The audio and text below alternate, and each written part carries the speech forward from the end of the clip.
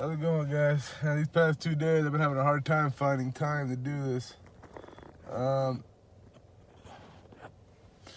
been having a hard time finding time to do this. Let's do it now. We're halfway through Genesis. So let's allow God to speak to us. Let's grow in knowledge so we can grow spiritually. Let's see if we can find some answers. So here we go. This looks like this might be. No, it's not that bad. Okay, Genesis chapter 26. And there was a famine in the land beside the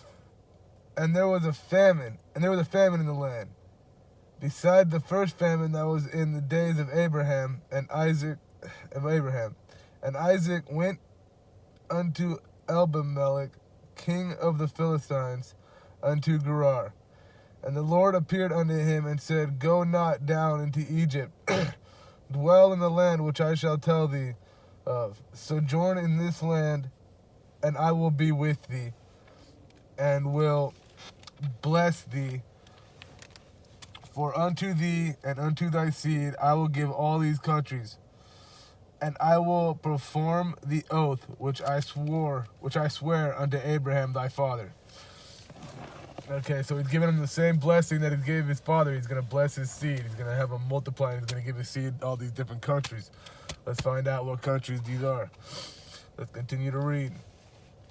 And I will make thy seed to multiply as the stars of heaven, and will give unto thy seed all these countries, and in thy seed shall all the nations of the earth be blessed. Because that Abraham obeyed my voice, and kept my charge, my commandments, my statutes, and my laws. And Isaac dwelt in Gerar. And the man of the place asked him of his wife, and he said, She is my sister. For he feared to say, She is my wife. Lest, said he, the men of the place should kill me for Rebekah, because she was fair to look upon. Oh, we got a repeat of what happened with Abraham. It's now happening with Isaac. Isaac is now lying about his wife. He's now lying about Rebekah. Like Abraham lied about Sarah because he's afraid that he's going to be killed because of how beautiful she was. These must be some beautiful women. Rebekah and Sarah must have been some very beautiful women. But yeah, right here, Isaac's not displaying a lot of faith in God, just like his father, doing the exact same thing. Let's continue. And it came to pass, when he had been there a long time, that Abimelech, king of the Philistines, looked out at a window and saw, and behold, Isaac was sporting with Rebekah, his wife. And Abimelech called Isaac and said, Behold, of a surety she is thy wife.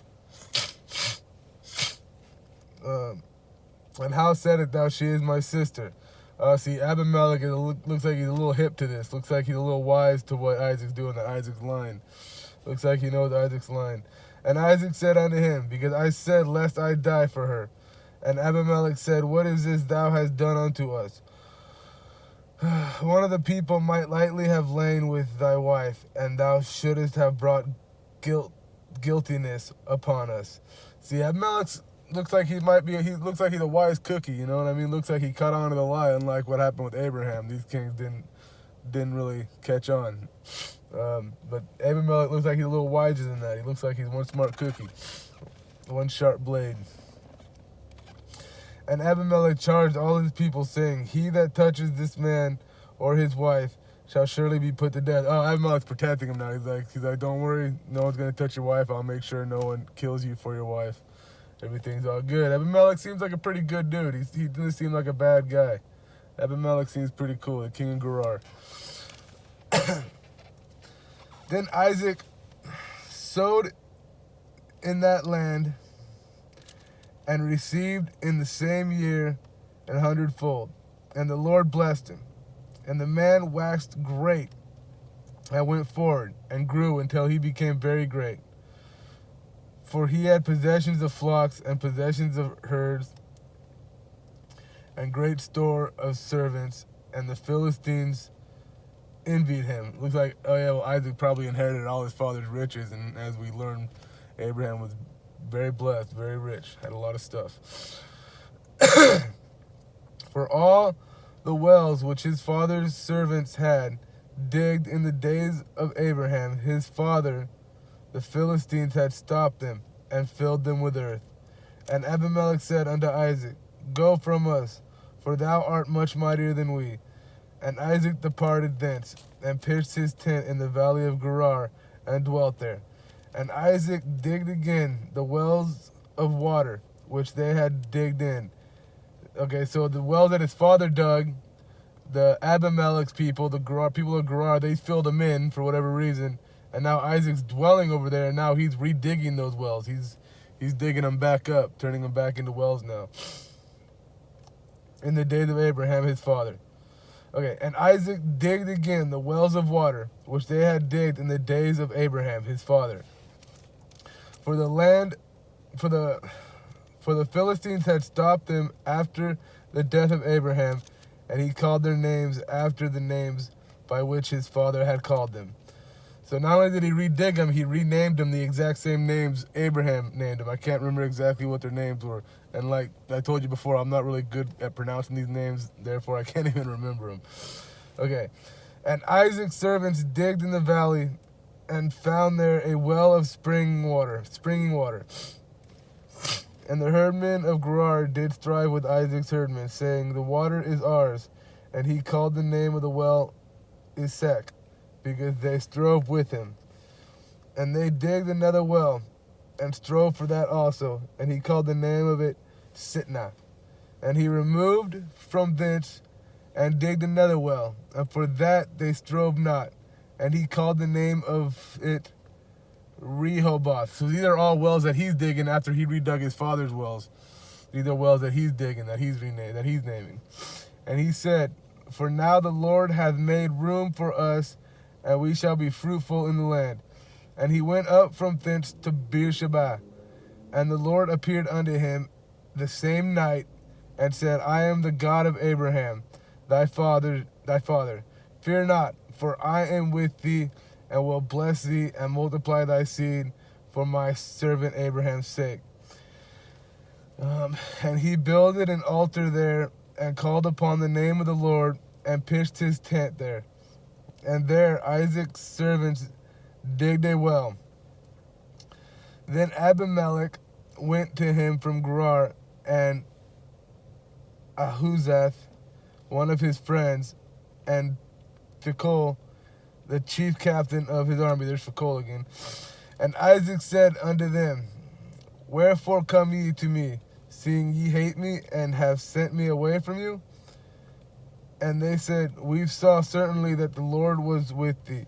And we said, Let there be now an oath betwixt us, even betwixt us and thee, and let us make a covenant with thee, that thou wilt do us no hurt, as we have not touched thee, and as we have done unto thee nothing but good, and have sent thee away in peace. Thou art now the blessed of the Lord. And he made them a feast, and they did eat and drink. And they rose up betimes in the morning, and swear one to another. And Isaac sent them away, and they departed from him in peace. And it came to pass the same day that Isaac's servants came and told him concerning the well which they had digged, and said unto him, We have found water. And he called it Sheba. Therefore the name of the city is Beersheba unto this day. And Esau was 40 years old when he took to wife Judith, the daughter of Beri the Hittite. Okay, so Esau married a Hittite woman. Her name is Beri. And Bashmath, the daughter of Elon the Hittite. He married two Hittite women. He married Beri and Bashmath, whatever her name is. Okay, which were a grief of mind unto Isaac and to Rebekah. Isaac and Rebekah didn't want to marry Hittites. Now they didn't want their son to bring Hittites into the family for whatever reason. Maybe I'm just not getting it, but I don't know why they hate Hittites so much. Maybe I'm forgetting something that we read earlier, or maybe it's yet to come. But that's the end of chapter 26. We are halfway through. Or no, we've been halfway through. But now next will be chapter 27. again, thank you for watching if you are watching. And again, if you have an opinion or any corrections, let me know in the comments. In Jesus' name, peace, love, and God bless.